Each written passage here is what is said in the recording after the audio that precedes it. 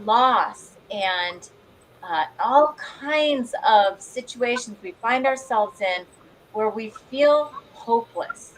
But, friends, I have so many stories that we have shared in 2 years on Hope Follows. We are sharing so many wonderful stories of the hope that follows all that hard stuff and how we are reclaiming our joy. And in a previous episode, I had a wonderful guest on, and she shared all about her precious daughter, Emma. And this is my friend Marcia, and she comes to us from Trinidad. And we'll introduce her in just a moment. But I want you to just remember that her beautiful daughter, it was a very difficult journey for them as they walked into living life with a special needs child.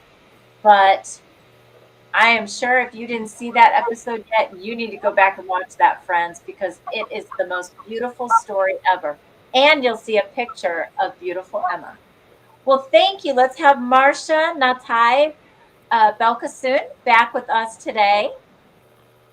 Hi, Julie. It's a pleasure to be on with you all and to talk about what we're going to discuss today. Yes, I am excited. Today, we're just going to go into some amazing coaching that you do for overextended women. But before that, let's just recap a little. Tell us again Emma's condition, and then let's talk about siblings, because I know for siblings that is there's such a positive and a negative with siblings, and they've learned to be so patient and responsible having a special needs sibling, but they also may have felt slighted and maybe left out and not valued. So go ahead.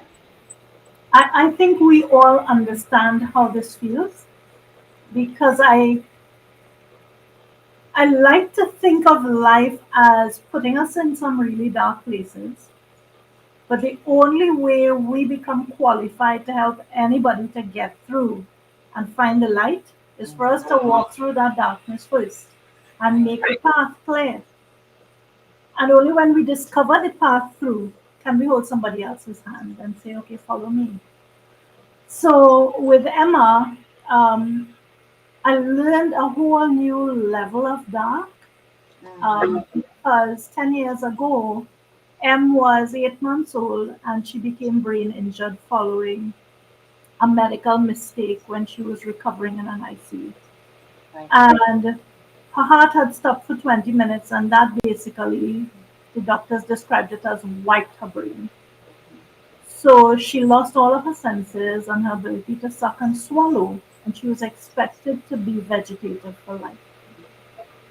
She's 10 now, and she is still bedridden, but she has hearing that lights her whole world up. So she has a million different playlists. She loves all kinds of music. She recognizes people's voices. She makes her own sounds. She loves to laugh. Mhm. And my son was 5 when she was hit, and he was at her bedside every day. Mhm. Um, and he became a little parent to us. He saw the challenges that his dad and I were facing. And in his little mind, he decided, I can't add to their challenges. Mm. And so he began to come every night and say, okay, mom, it's time to go to sleep. And he would stroke my arm and he'd say, okay, time to go to sleep, mommy. And he would study so hard at age 5 that he would bring home report cards. For years, he brought home report cards with 100 out of 100 in every subject. And that was amazing to us because we expected that, well, one, he had never done that before. It started after the Oh, accident. And two, we had expected all of this trauma to have mhm. a negative impact on his grades and so on. But the opposite was happening. And that's because he started to overtax himself. He was sacrificing himself to protect us. Well, and I had read that the siblings of special needs children, how they have a greater cognitive empathy, they're resilient. So, I mean, all that you're saying is just very unique to him. But then at some point, he's going to tire out. At some point, there's going to be those feelings of maybe feeling isolated or not cared about. So, how did you make sure that he still was number one in your life as well? They were both number one in your life. The fact is that when life really twists like it did, Mhm. survival means that I don't have enough time to give him all the attention I used to Right. give him. I had to keep him alive. We really had to do so much with him because we were tube feeding her into a tube in her stomach with a syringe every 2 hours. We were Mhm. dealing with chemical burns that had been suffered by her. Um, she had lost all the senses. She was seizing. Lots and lots of challenges. So, and we were trying to discover who could do some therapy because we insisted that even though the doctor said, okay, there's no hope, your child is just going to be a log in a bed, somebody described it as, Oh, um, that if hope died with us, then hope would die for her. And we refused to let that happen. for her So, and also for your son, of course, the whole family. so we were on this treadmill, really. And that meant that it was a lot of doing the mandatory for Brian because that's what we were living in. How do I do the things that are mandatory for us to survive? And our day would end, and the next day would start, and we'd do the same. Mhm. Um, and that had some serious psychological challenges for Brian involved in the way we were living life. So by the time he got to about 8 years old, he was doing therapy for Emma, not with our knowledge. A therapist came one day and told us she was trying to show Brian something because he seemed to be a smart child. So she Mhm. said, you can help do therapy for Em. Let me show you something while mom and they are talking to the doctor. And she came in and she said, actually, I didn't have to show your son anything. He explained the physiological reason for the therapy and he showed us how to carry out all of the therapies because he's been sneaking when you all are not there and doing it for her. Oh my goodness. Now what is his what are his future aspirations, I wonder? He does not want to be a doctor. He tells me he wants to do something related to geography, history, social work, and service to people. Oh, I love that. He totally scared me when he said politics interests him. I I felt like the bottom fell out of my world, and I'm like, but I think he wants to make a difference to people Yep. because, and I cannot put my finger on it, and I don't think it's my business to put my finger on it. It's for him to discover. That's right. What God's plan is for him. Well, I look forward to watching him grow and develop and see what his path is, what path he chooses. Well, let's go ahead and talk about real quick. Just share as far as how do you keep a marriage together? Hmm. What was something that helped you and your husband stay strong together? Your marriage. Wow, They, I mean, the they, early days were so hard, I'm sure, but even going forward from that. Sean and I actually got tighter the day Emma became brain injured. It's shocking. We actually had some marital challenges just around the time that Em got hurt. Mm. And when we faced our biggest challenge in life, and we came up with the same goal, which was to help our child and to keep our family together. Mhm. Suddenly, suddenly there was this hand guiding us, basically. That's So it. That's all it took. I think that's it. That's it. When everything is falling down around you, there's only the one shared goal, that's the light ahead of you, and that's what you're swimming toward. I love that. My husband has always shared with our kids when they were younger. He said, "We're why are we having strife or struggles? We're the same team. We're on the same team. We're the Kenzler team. You have each other's backs. We support each other." Well, let's go into about lighting the path ahead.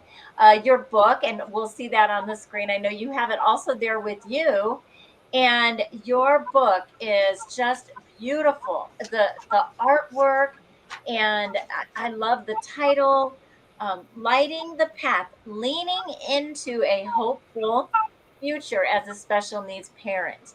And you wrote this. You have all this experience, and you wanted to give back to others, but this book is not just for special needs parents. Tell us about that. I honestly was surprised when I realized um, that even though I wrote it with the intention that there's one special needs parent who's becoming a parent of a special needs child today, Mm-hmm. and they are feeling lost and broken and scared. And I wanted to be the person who says, hold my hand, you are not alone. Other people all around this world are walking this path just ahead of you or just behind you. That's what the aim was. But on Amazon, I think we have about 40 reviews right now, and those reviews are 4.9 and 5-star reviews. And what surprised me is quite a number of people who dropped reviews in there were not special needs parents. They were women who feel overwhelmed and overextended because they are juggling so much in this life, work and home and relationships and expectations and their own desires to live this bigger life. But everything on their to do list is so heavy that they get pushed off their own list. Mm-hmm. And so many of us live like that. I lived like that for far too long. And sometimes you need to feel how very empty life is when you aren't focused on what your purpose is and what the spark inside you was put here to do. Mm. And you have to pause and you have to ask yourself, listen, what do you want out of this life? Who are you? What really matters? What are you here to add? And what you are here to add can be huge, or what you are here to add can be that you are going to be the very best person to your family or to one person in this world. So it's nothing about comparing how many people anybody touches. But I think that we all have somebody that we have value to give to. Absolutely. I mean, that's the essence of what God, how He designed us. He designed us for purpose. He designed us to give to others, to encourage one another. And so, your book, Amazon, everybody go get a copy of that book. You've got to order it. And then the podcast you also have, which is specifically the special needs parent. And just tell us real quick about that because I want to go into the coaching part of your life. So I also run this special needs parent podcast where we drop an episode every week. Okay. And it deals with the ups and downs of that journey of overwhelm. So how do you deal with isolation? How do you deal with a sense of I don't know how to I don't see myself as enough. I see all the gaps. I have a really harsh inner critic who rips me apart every day. I need to show up perfectly, or else I don't think that I'm worthy. I have so many wounds from earlier in my life, and I don't know if I deserve to move on from there because I'm reliving all of those past wounds. But so I wanted to help people to see these painful things and realize that the pain is not the important thing. The pain is the teaching moment. That's good. And when we learn from that, we level up to this next version of us. And that's when we get to change where our lives go and how we impact other people. So I do interviews with others who are overwhelmed, who are special needs parents, who are servants to special needs parents, professionals, and helpers, and all the others. And I ask them about certain parts of the journey. What about boundary setting? Or what about how do you find hope? How do you deal with grief? And what it has turned into, it has a caption of special needs parent, but it's really the journey of the overwhelmed person. Oh, well, what a great tool for special needs parents and, as you said, overwhelmed people. So let's go into your coaching. And her coaching, I'm going to just read a little something from her website. Marcia helps multi passionate women ditch the overwhelm, make space for themselves on their own to do lists, and thrive in their careers, relationships, and families. So let's break that down. Tell us about this amazing coaching you're doing. The coaching purpose really came from realizing that all of us just want to be happy in our lives. That's it. Mhm. And when we are unhappy, it's because there's a gap. We just have to figure out what the gap is. Mhm. Sometimes the gap is I'm perfect at work, but I spend so much of my energy and so much of my time at work that I don't get to invest very much into my relationship at home. Or I Mm. don't get, or the thing that's suffering is my social relationships, so that my friendships have sort of slipped away over the years. And I feel pretty lonely. Or I haven't put in the time with my spouse. And so we have evolved in opposite directions. He Mm. has different interests, and I have different interests, and we don't have common ground that we share anymore. And I don't know when it happened, but now all of a sudden, I don't think that the relationship is going to last. So the So coaching is about, these are different situations that you are finding people need some help coaching them along. I'm finding that a lot of women like us Right. who Mhm. are juggling so very many aspects of life. It's hard to keep all the balls in the air, Mhm. and we drop one or two. And those one or two are what we tend to judge ourselves harshly on because we think we should be doing it all perfectly. Okay, so tell us how you take them through your coaching. What does that look like? So I use something I call the MHA approach. So I use the mind, the heart, and action. If I just give you a list of things to do, Mhm. you can go through the steps, but it's very unlikely they will become your habitual way of behaving because you don't know why it's important to stick to those things. Right. So, a lot of the time, so for example, I'm an engineer, Mhm. and engineers tend to be logical people. I'm married to one. Yeah. So, when you are very, very logical, you may not have too much practice in listening to your heart, in allowing yourself to feel the uncomfortable feelings. And I learned that when Emma got brain injured because I was the person who would do a project plan and who Mm. would schedule everything out and who would have the right time and the 300 tasks. And I'd be ticking them off or crossing them out. I'd be an automaton getting it all done. But my life stopped working like clockwork. And all of a sudden, I had to realize that the emotional side had been neglected for a long time. And when I started to unwrap the emotional things, it's this layered onion. You pull back one layer, and there's deeper and deeper and more pain in each successive layer. So I work with people to say, okay, let's take stock of where you are in your life. That's it. Let's just put some numbers on the different aspects of your life. Scale of 1 to 10, where are you career wise? Where are you financially? Where are you in your love relationship? Where are you in your parenting relationship? Where are you with your friendships and social relationships? And so on. Mhm. And you basically then start to see which ones are out of whack. Mhm. There'll be some that you overperform in, and they are sucking life out of the ones that you're underperforming in.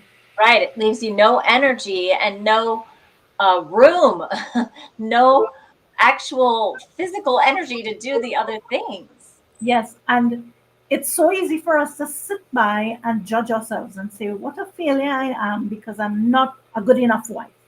Yes. My house isn't looking the way my sister's house is looking, or something like that. And slowly you have to realize, well, what did you expect? Because if you were giving 100% of your time to this other aspect of your life, whatever that aspect is, how could you expect the others to sort of automatically stay in line with the rest? It doesn't work like that. That's so good, Marcia. So when we realize that, Julie, we get to we get to just say, like your aha moment comes. Like it's no surprise, right? And Right. then we ask, okay, so what are we going to do about this? What would you like instead? Right? Because if we were picture us rating all of these areas like on a wheel, some areas are really high and some areas are really low. When that wheel rolls, it's going to roll in a very bumpy sort of way, That's a right? good visual. So I need to really live in balance, don't I? And then the ride is smoother. That's good. And So there will be seasons where some places need a little more of your time and exactly, effort for a exactly, season. That's not to be always. that's exactly right. You don't. Let's say that your child gets sick. Everybody drops the other things and focuses a lot more on the child. And then let's say you're going to have a promotion coming up and you want to do some extra training or you want to prep for that interview, then you'll put more time into that for 6 months, you know? But the thing is that you don't do it for years, Right. So that's the important thing. Where are you now? Where would you like to be? And that means that if there are 10 areas in your life that you want to work on, we don't try to fix all 10 at the same time. It's it's a lesson in futility. Choose two or three that you want to work on right now. Now, And how long are your sessions typically? How long do you typically work with a client on their so one or two areas? I do one-on-one sessions for those who want one-on-one, really focused on a particular area. So Mhm. some people who want to build like a new career, Uh-huh. they'll say, yes, I want all of it, but this is the area that I want some one-on-one time, and I'll spend time with you, as long as you need. So we will co-create a program that fits you. Got it. Okay, so you customize the program, the Yeah, coaching plan. You customize it according to what the needs are, what the client is willing to give, their time, yeah. and yeah, But that but I do have a group coaching program, and that to me is my signature coaching program, and I call it Level Up and Thrive. level up and thrive. And we can find this information on your website, correct? Generally, people would just send me a message, DM me, and we'll And they have a can do session. that on Yeah, Facebook and also on your website. they can You do it have on a contact, Instagram, right? on Facebook, or on the website. Yes. Okay, perfect. So they would just reach out to you. The group sessions, how often do you do those? So it's a 10-week session, a 10-week program. And over that 10 weeks, I walk them through some of the taking stock, the identifying where you want to get to in the end. And then we decide on which are the things you want to prioritize. Mhm. But I'll work through all 10 of those areas and help you to take stock of all of them. and I'll help you to look at the emotional things and do some self work. So much of it depends on your own commitment to do the work. It's going to be hard work, Of course. and it's not fun to be identifying things that make you uncomfortable or make you have to see that it's not your husband only who is responsible for this challenge that you all are facing, because it's both of us in the relationship. So how do we do it Absolutely. together? Yes. um, and then we work on, so it's the mental side. What logically am I seeing as the gaps? Where do I want to get to? What do I feel? What really hurts? What really triggers me and gets me angry? Let's now dig into that and figure out why. When did this first start happening with you? And it's long before the last 5 years. A lot of the time, people get down to their childhood. Oh, yes, Or, there's so much about, there's a great book by Dr. Kevin Leman and Randy Carlson called Unlocking the Secrets, Your Childhood Secrets or something. Excellent book. Well, I definitely want to encourage our friends watching to get more information from you. So you can email Marcia, you can contact her through the Facebook, DM her, and you can also contact her through, there's a place on her website. But it's Marcia, yep, marcianb.com, and you see the Marcia, contact there. MarciaNB.com, and incredible information. I am excited. I want to look into this group coaching. I love the idea and the concept. And I assume it's on Zoom or It's online. it's a combination. So I have Okay, pre-recorded sessions so that you can work on your own as well. And then every week I do group coaching sessions to hold your hand and fantastic. work through this stuff. That's Ultimately, we get to develop an action plan just for you, and I sure. will work with you to see how you're going and give you the support to make the changes. Excellent. Well, friends, I hope that this encourages you and you are finding that there is hope that follows. Thank you so much for being here, Marcia. Thank Goodbye. you.